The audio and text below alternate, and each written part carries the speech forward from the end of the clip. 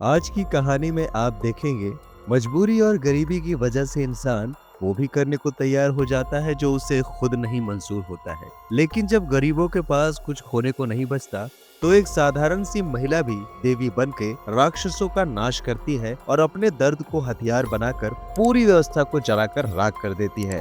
आज की मूवी है घाटी।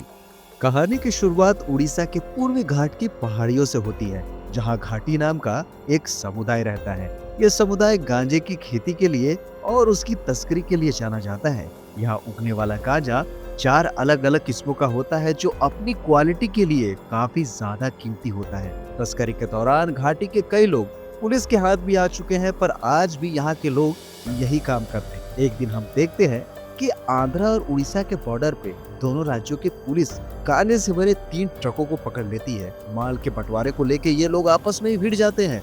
तभी वहाँ पे सीबीआई ऑफिसर विश्वदीप राव आता है। वो कहता है कि एक काम करो, एक ट्रक आंध्रा ले लो, एक ट्रक उड़ीसा और बाकी माल को बेच के अपना काम चला लो। लेकिन विश्वदीप की तेज नजर ट्रक के डीजल टैंक पे पड़ती है। जब वो उसे खोल के देखता है तो उसके होश उड़ जाते हैं, क्योंकि टैंक के अंदर डीजल नहीं बल्कि एक खास किस्म का लिक्विड गांजा भरा हुआ था, जो बाकी सबसे कई ज्यादा कीमती होता है। और उस गांजे का नाम होता है शीलावती। तब विश्वदीप तुरंत ही शीलावती गांजे के बारे में पता करने लगता है। उधर कोलकाता में बिजनेसमैन मदानी को उसका सेक्रेटरी खबर देता है कि उनका 3 ट्रक माल पकड़ा गया है। हालांकि ये माल मदानी के पास तो जा रहा था, मगर इसके असली मालिक 2 भाई होते हैं, कस्ताला और कुल्लू, जो इस इलाके के गांजा माफिया होते हैं। वो लोग भी हैरान रहते हैं कि आखिर पुलिस ने उनके लिक्विड गांजे को कैसे पकड़ लिया। फिर इसकी सच्चाई को पता करने दोनों भाई अलग अलग निकल जाते हैं। एक भाई बिजनेसमैन लोगों के पास जाता है और दूसरा भाई खेती करने वालों के पास। और अपने शक के आधार पे ये लोग कई लोगों को मौत के घाट उतार देते हैं। इसके बाद हम शीलावती नाम की एक बस कंडक्टर को देखते हैं, जो राजू नाम के लड़के से बेइंतहा प्यार करती है। हमें पता चलता है कि राजू एक लैब में टेक्नीशियन का काम करता है। और फिर काम खत्म होने के बाद शीलावती राजू से मिलती है और उसके बाद दोनों घूमने निकल जाते हैं। अगले दिन उड़ीसा पुलिस घाटी के लोगों से पूछताछ कर रही होती है। तभी वहाँ पे राजू कुछ पैसे देने पहुँचता है। पुलिस उससे पूछती है कि क्या वो भी घाटी के काम यानी कि गांजे की तस्करी में शामिल है। तो एक गाँव वाला बताता है कि राजू अब ये काम छोड़ चुका है। वो बताता है कि एक बार अपने पिता के साथ तस्करी करते समय पुलिस की गोलाबारी में वो फंस गया था, जिसमें उसके पिता मारे गए और पुलिस वालों ने राजू को भी खूब टॉर्चर किया था। उस दिन के बाद उसकी माँ के कहने पर राजू ने ये रास्ता छोड़ दिया। ये जानकर पुलिस उसे कुछ नहीं कहती है और जाने देती है। इधर सीबीआई ऑफिसर विश्वदीप उस गांजा डीलर तक पहुंच जाता है, जहां से लिक्विड गांजा डिलीवर हुआ था। पर डीलर तो कुछ भी बताने से इनकार कर रहा होता है। लेकिन जब विश्वदीप उसे धमकाता है तो वो बताता है कि कोई अजनबी उसे माल देके जाता है और पैसे रेलवे स्टेशन पे मिलते हैं। फिर अगले दिन विश्वदीप अपनी पूरी टीम के साथ स्टेशन पे जाल बिछा देता है ताकि वो डिलीवरी वाले को पकड़ सके। उसी वक्त शीलावती और राजू ट्रेन से उतरते हैं। राजू पैसों से भरे बैग की तरफ बढ़ता है, जबकि विश्वदीप उस पे नजर रखे हुए होता है। पलक झपकते ही राजू अपनी शर्ट बदल लेता है और चेहरे पे मास्क लगा लेता है और वो बैग लेके फरार हो जाता है। यहाँ पूरी सीबीआई की टीम उसके पीछे दौड़ पड़ती है, लेकिन शीलावती एक गाड़ी में पहले से तैयार खड़ी होती है। राजू गाड़ी में बैठता है और दोनों फरार हो जाते हैं। हम देखते हैं कि विश्वदीप ने पैसों के बैग में एक ट्रैकर लगाया हुआ होता है, लेकिन राजू चालाकी से उसे निकाल के फेंक देता है। ये देखकर हमें मालूम चलता है कि राजू अभी भी नहीं सुधरा है। वही ये सब इलीगल काम करता है, वो भी शीलावती के साथ मिलके। और ये लोग लिक्विड गांजा सप्लाई करते हैं। आगे विश्वदीप को सड़क पर ट्रैकर मिलता है। वो समझ जाता है कि ये काम घाटी के लोगों का ही है। फिर विश्वदीप लोकल पुलिस से पता करता है तो उसे पता चलता है कि घाटी के लोग उसी के लिए काम करते हैं जो उन्हें पैसा देता है। लोकल पुलिस विश्वदीप को ये बताती है कि इस लिक्विड गांजे के खेल में सिर्फ घाटी के लोग ही नहीं है, बल्कि कोई बड़ा खिलाड़ी भी शामिल है जिसका हम कुछ नहीं बिगाड़ सकते। आगे जब शीलावती और राजू गांव लौटते हैं तो उनकी शादी की बातें शुरू हो जाती है। अब इन दोनों को शादी कर ही लेनी चाहिए। तब मंदिर में सबके सामने राजू शीलावती के हाथ में धागा बांध के अपने रिश्ते को पक्का कर देता है, जिससे पूरा गांव खुश हो जाता है। उधर गांजा माफिया कुदलू ड्रोन की मदद से पहाड़ों की गुफाओं में ये पता लगाने की कोशिश कर रहा होता है कि आखिर ये लिक्विड गांजा बना कौन रहा है। तब एक गुफा में घाटी के लोग ये सब बनाते हुए उसे दिख जाते हैं, जिसके बाद वो वहां पहुंच के हंगामा खड़ा कर देता है, सबको पीटने लगता है। असल में घाटी के लोग अब माफिया भाइयों के लिए काम करने के बजाय अपना खुद का लिक्विड गांजा बना के बेच रहे हो, जो कुल्लू को बिल्कुल भी बर्दाश्त नहीं होता है। शीलावती और राजू को कुल्लू के हमले के बारे में खबर मिलती है क्योंकि एक बच्चा उस गुफा से भाग के ये सब दोनों को बताने के लिए पहुंच गया था। जिसके बाद वहां दोनों तुरंत पहुंच जाते हैं। फिर वो देखते हैं कि कुल्लू घाटी के लोगों से उनके बॉस का नाम पूछ रहा है। तभी राजू और शीलावती सामने आते हैं। कुल्लू गुस्से में कहता है, यहाँ सिर्फ मेरा माल बिकेगा, तुम्हारी हिम्मत कैसे हुई हमारे सामने ये सब करने की। जिस पे राजू कहता है, पार्टनरशिप कर लो, तुम्हारा ही फायदा होगा, क्योंकि हम रुकने वाले नहीं हैं, हम अपनी मर्जी से काम करेंगे, किसी के नीचे नहीं। लेकिन कुल्लू और भी भड़क जाता है और कहता है कि ये पूरा इलाका मेरा है, तुम्हारी इतनी हिम्मत। तभी उसकी नजर शीलावती के हाथ में बंधे धागे पे जाती है और वो उसे खींच के फेंक देता है। ये देख के राजू का खून खौल उठता है और वो कुल्लू के साथ साथ उसके सभी आदमियों को जम के मारता है। और शीलावती भी पीछे नहीं रहती, वो भी लोगों को खूब पीटती है। इसके बाद राजू और शीलावती घायल कुल्लू को लेके मदारी के पर्सनल सेक्रेटरी के पास पहुंचते हैं। राजू कहता है, हमारी डील आपस में हुई थी, लेकिन आपके आदमी हमें रोक रहे हैं, हम किसी की गुलामी नहीं करेंगे। फिर जब कुल्लू का भाई कस्ताला अपने भाई को इस हाल में देखता है तो वो गुस्से से लाल हो जाता है। वही राजू आके कस्ताला को भी वही ऑफर देता है, हमसे हाथ मिला लो वरना हम कहीं और अपना माल बेच देंगे। ये कह के वो वहां से चला जाता है।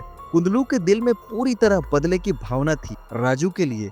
वो उसे जिंदा नहीं छोड़ना चाहता था क्योंकि राजू ने उसकी हालत कुत्तों की तरह कर दी थी। तभी वहाँ पे एक नेता कस्ताला को बताता है कि राजू और शीलावती का रिश्ता बहुत गहरा है, वो दोनों मिलके कुछ भी कर सकते हैं, क्योंकि राजू जब छोटा था तभी से उसने शीलावती को बचाया था और तभी से ये दोनों एक दूसरे की रक्षा करते हैं। ये सुन के कस्ताला कुछ सोचता है और फिर कहता है कि लिक्विड गांजा बनाने का राज इन्हीं लोगों के पास है, अगर हमें इस बिजनेस में रहना है तो उनके सारे तरकीबें जाननी होंगी।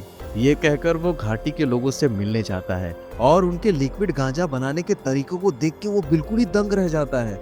यह राजू उससे कहता है कि ये साधारण गांजे से 10 गुना ज्यादा पावरफुल है। फिर गांजा चखने के बाद कस्ताला और मदानी की सेक्रेटरी भी इसकी क्वालिटी की काफी तारीफ करती है। वो पार्टनरशिप के लिए तैयार हो जाते हैं। अगले दिन शीलावती और राजू की शादी धूमधाम से हो रही होती है, लेकिन तभी कुल्लू अपने आदमियों के साथ वहां हमला कर देता है क्योंकि उसे तो अपना बदला लेना था। उसके बाद वो लोग हर तरफ लोगों को मारने लगते हैं। यहाँ लड़ाई में शीलावती घायल हो जाती है और कुल्लू के आदमी उसे गाड़ी में डाल के ले जाने लगते हैं। ये देख के राजू उनका पीछा करता है, लेकिन तभी दूसरी गाड़ी से आके कस्ताला उससे जोरदार टक्कर मार देता है। फिर वो कहता है कि अब तू देखेगा बड़े लोगों से पार्टनरशिप करने का क्या अंजाम होता है। फिर कस्ताला के कहने पे कुल्लू शीलावती का मंगलसूत्र नोच देता है और फिर उसकी साड़ी खींच के उसे एक खंबे से बांध देता है। यहाँ राजू अपने प्यार को बचाने के लिए तड़पता है, लेकिन कस्ताला के आदमियों ने उससे जकड़ा हुआ होता है। फिर जैसे ही राजू खुद को छुड़ा के आगे बढ़ता है तो कस्ताला उसे 2 गोलियां मार देता है और राजू की यही मौत हो जाती है। जिसके बाद कुल्लू शीलावती के सारे कपड़े निकाल देता है। शीलावती तो एकदम पत्थर सी हो जाती है, उसकी निगाहें केवल राजू पे टिकी होती है, वो सदमे में चली जाती है। और फिर हम यहाँ से कुछ दिनों बाद विश्वदीप को देखते हैं, जो राजू की तलाश में उसकी लैब पहुँचता है। वहाँ उसे पता चलता है कि राजू तो मर चुका है। तब वो राजू के असिस्टेंट विनोद को पकड़ता है। विनोद कहता है कि मुझे कुछ भी नहीं पता, लेकिन फिर वो डर के मारे बताता है कि राजू जो कुछ भी कर रहा था घाटी के लोगों के भले के लिए कर रहा था। वो बताता है कि राजू ने कैसे स्कूल और अस्पताल बनाने के लिए सरकार को काफी सारा फंड दिया था ताकि वो लोग गांव में स्कूल और अस्पताल बना सके। इस तरह से राजू बहुत ही अच्छा इंसान था जो इन पैसों से अच्छा काम करता था।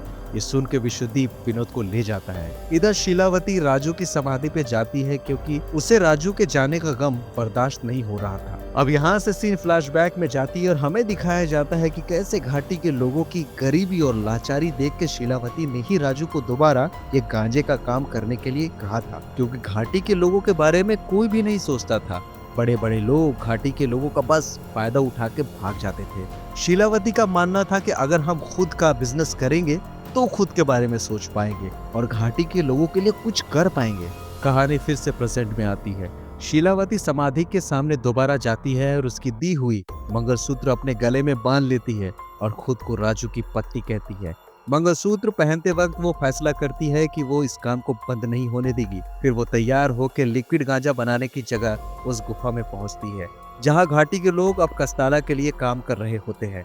कस्ताला के आदमी उसे वहां पे देख के उस दिन की घटना को बता के उसका मजाक उड़ाते हैं जिस पे शीलावती तो उन सब पे कहर बन के टूटती है और एक एक को मौत के घाट उतार देती है। फिर वो आखिर में उस जगह को आग के हवाले कर देती है। इसके बाद एक घायल आदमी ये खबर कस्ताला और कुंदलू तक पहुंचाता है। यह सुन के तो कुंदलू गुस्से में शीलावती को मारने के लिए जाने वाला होता है, लेकिन कस्ताला उसे रोक के लोकल पुलिस से ये काम करने के लिए कहता है। तब पुलिस सीधा राजू की समाधि खोदने की कोशिश करती है ताकि उन्हें रोकने शीलावती आए और ये लोग उसे पकड़ सके, लेकिन शीलावती आती ही नहीं, क्योंकि शीलावती तो बस में उन लोगों का इंतजार कर रही होती है जिन लोगों ने राजू की समाधि को नष्ट कर दिया था। उन एक एक पुलिस वालों को वो बड़ी बेरहमी से मार देती है और अंत में कस्ताला के उस खास आदमी का सिर धड़ से अलग कर देती है। अब वो कटा हुआ सिर लेके घाटी के लोगों के बीच पहुंचती है और उसे एक मूर्ति पे रख देती। यहाँ शीलावती का भयानक रूप देख के सभी सहम जाते हैं। इधर ये खबर बिजनेसमैन मदानी, कस्ताला और सीबीआई तक पहुंचती है। यह मामला जब मीडिया में उछलता है तो मदानी एक मीटिंग बुलाता है। तब उसकी सेक्रेटरी निराली सलाह देती है कि इस लड़ाई को रोकना होगा, वरना हम सबका नुकसान होगा। हमें शीलावती को दुश्मन नहीं बल्कि पार्टनर बनाना चाहिए। उसे घाटी का लीडर बनाओ, वही सब संभाल लेगी। इस पे एक आदमी सवाल करता है कि इतना सब होने के बाद क्या वो हमसे बात करेगी? तभी मदानी की पर्सनल सेक्रेटरी किसी को फोन लगाती है। इसके बाद सीबीआई ऑफिसर विश्वदीप विनोद के घर फिर से जाता है और शीलावती के बारे में पूछताछ करता है। विनोद कहता है कि मुझे कुछ भी नहीं पता है। हालांकि हम देख पाते हैं कि शीलावती उसी घर में छिप के उनकी सारी बातें सुन रही होती है। फिर विश्वदीप विनोद को बताता है कि शीलावती को एक जरूरी मीटिंग के लिए बुलाने आया है, जो सेक्रेटरी गेस्ट हाउस में होने वाली है। वो चेतावनी भी देता है कि अगर शीलावती नहीं आएगी तो घाटी के स्कूल और हॉस्पिटल बंद करवा दिए जाएंगे। जो सुनकर शीलावती टेंशन में आ जाती है। फिर अगले दिन शीलावती उस मीटिंग के लिए निकल पड़ती है। उसे अकेला जाता हुआ देख के उसका करीबी पेम्बलू उसे आवाज देता है, लेकिन शीलावती बिना सुने गेस्ट हाउस में पहुंच जाती है। वहाँ पे विश्वदीप उसे देख के कहता है, ये तो हमारी दूसरी मुलाकात है ना, मैंने तुम्हें पहली बार स्टेशन पे देखा था। तभी वहाँ कस्ताला भी पहुंच जाता है, जिसे देखते ही शीलावती की आंखों में खून सवार हो जाता है और उसके सामने अपने पति की मौत का वो खौफनाक मंजर घूमने लगता है। हालांकि वो उस समय कुछ कहती नहीं है। फिर कस्ताला कहता है कि देखो, जो हुआ भूल जाओ, मैं तुम्हारे साथ पार्टनरशिप करना चाहता हूँ। तुम फिर से लिक्विड गांजा की लैब शुरू करो। और शीलावती उसकी बातों का कोई जवाब नहीं देती। तब उसकी चुप्पी देख के कस्ताला उसे उकसाने की कोशिश करता है कि राजू को भूल जाओ, एक मरे हुए आदमी का मंगलसूत्र गले में क्यों पहन रखा है। ये कह के वो उसे निकालने लगता है और कस्ताला की इस बदसलूकी से शीलावती का सब्र का बांध टूट जाता है। वो एक कांच की बोतल उठा के कस्ताला के सिर में दे मारती है और फिर उसी बोतल को उसके गले में घोंप के उसकी जान ले लेती है। ये देख के कस्ताला के आदमी उस पे हमला कर देते हैं, लेकिन शीलावती तो रौद्र रूप ले चुकी होती है और सब पे भारी पड़ रही होती है। हालांकि इसी बीच उसे एक गोली लग जाती है।